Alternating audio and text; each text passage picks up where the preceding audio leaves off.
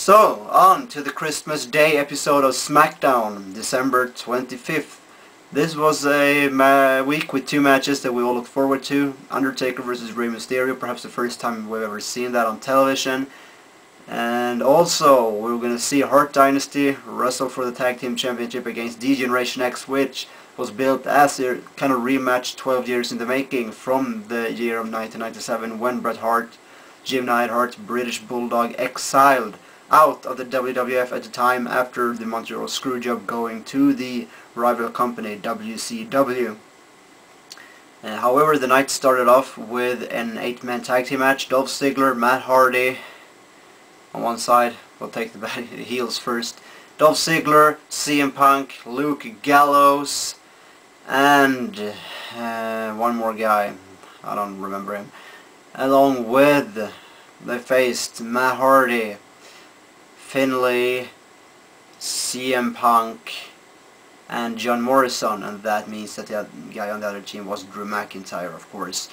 This was a match where they actually said there's been speculations as what to Dolph Ziggler's future role will be in the WWE, that WWE has given up on him. However, he has won a couple of matches, among them against Finlay. And during the match, the commentators said that this is a guy who is on the rise, which made you believe he might not be buried and downed after all, he might be pushed. However, he ended up being pinned by John Morrison at the end of this match after a beautiful Starship Pain. Drew McIntyre, John Morrison, they're going to wrestle next week for the Intercontinental Championship. That's a rematch from TLC, a match which were rumored for Royal Rumble at first. It might happen anyways, we don't know that as of yet. Well, it was the last episode of SmackDown of 2010. The next episode was a New Year's episode of 2010 on January 1st. So there's where these guys are going to wrestle each other. We moved on. And amazingly, I thought the Undertaker-Rey Mysterio match was going to be the main event, but it wasn't. And personally, we can talk about a lot about this, but why? Should the match have been main event, or should the Hart Dynasty versus DX been the main event match? I'm not sure. Personally, I have nothing against DX versus Hart Dynasty being the main event, simply for the reason that I'm a big Hart fan. That means they are going to get a push, they are getting the trust of being in the main event on this very show. There also might be speculations therefore as for Bret Hart signing with the WWE, meaning that if they are in the main event, that's a sign for things to come for the Hart Dynasty. They are about to get a major push. They are about to be up there among the top tag teams in the WWE, who actually has established a pretty good tag team division right now with likes of 6 tag teams and perhaps one more tag team on their way into the WWE as we speak. So, personally, I have nothing against it. On the other hand, you can debate, well, the World Heavyweight Championship, shouldn't that be in the main event spot of the night? Yeah, actually, if you're a traditionalist and if you really believe in value of the titles, of course, Mysterio versus Taker should be on the top of the card. Yet again, I have nothing against having a Tag Team Championship match with DX and Hart Dynasty there. This is also a boost for the Tag Team Championships, a title that we were all pretty worried about when DX won them. Are they going to be in the focus?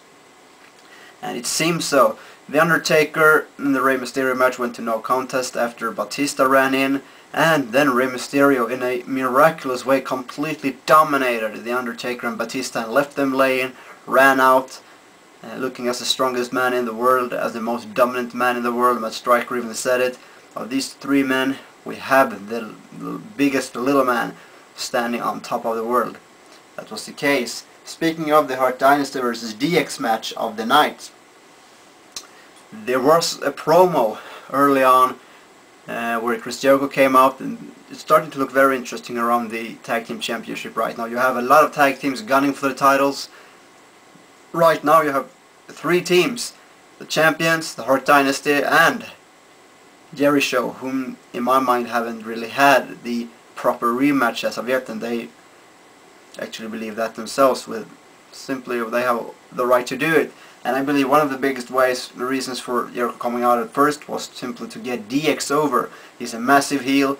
He was going to help Hart Dynasty get over, which was why I find it weird that Hart Dynasty ended up attacking Chris Jericho and beating him down, which in a way of course made them look very solid, and as Triple H himself said, made them leave an impact.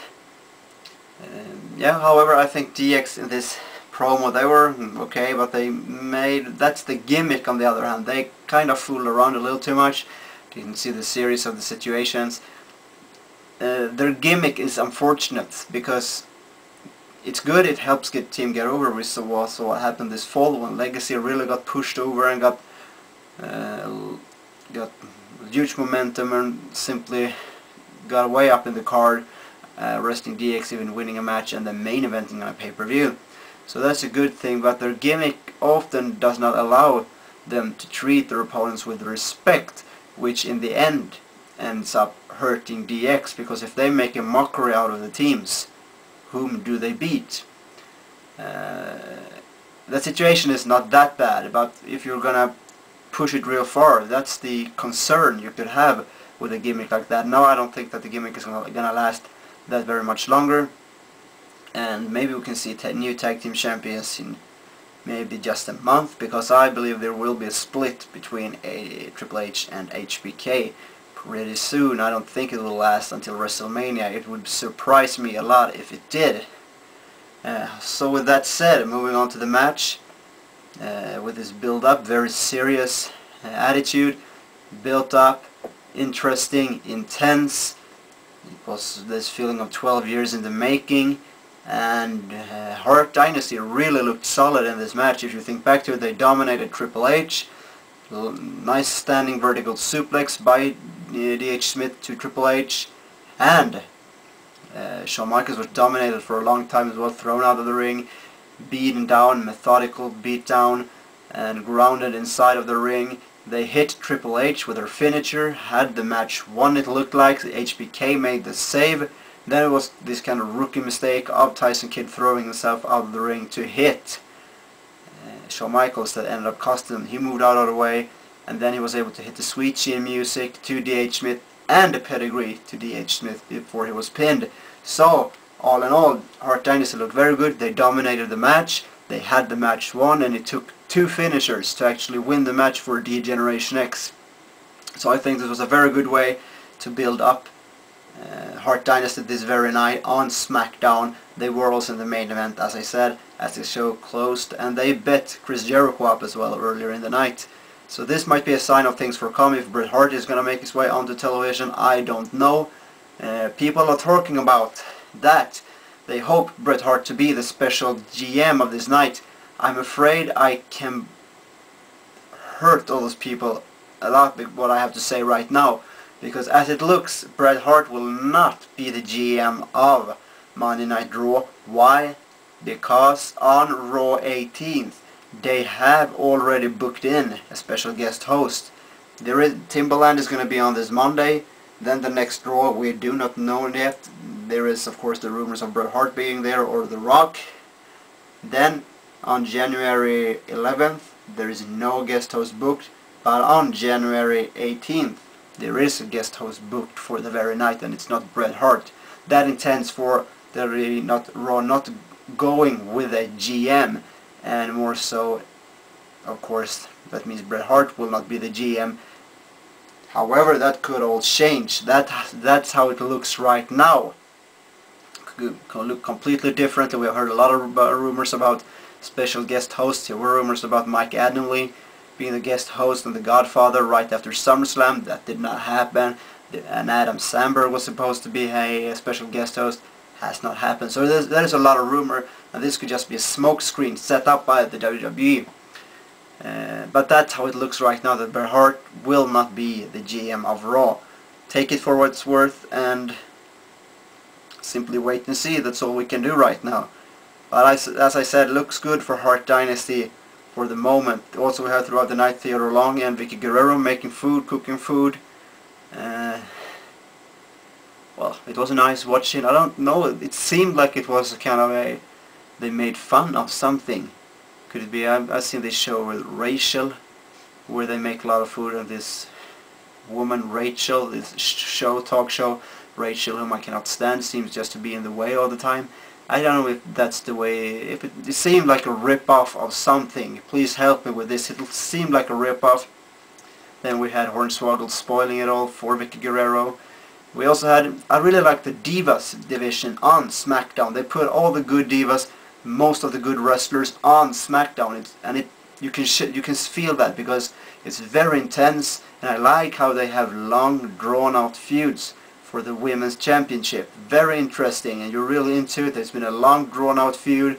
You have Michelle McCool and Layla against Mickie James, and then you also have Beth Phoenix looking in from the outside, I should say. And well, a lot of interesting things going on there. And Michelle McCool is doing very good as a champion, as I said. She has reigned for 6 months now. Kudos to that. I guess this is pretty much all I had to say for this show. Check out my other videos as well, the Kill or Keeps, the reviews of Monday Night Raw, and why not the Final Resolution review. Have a nice day.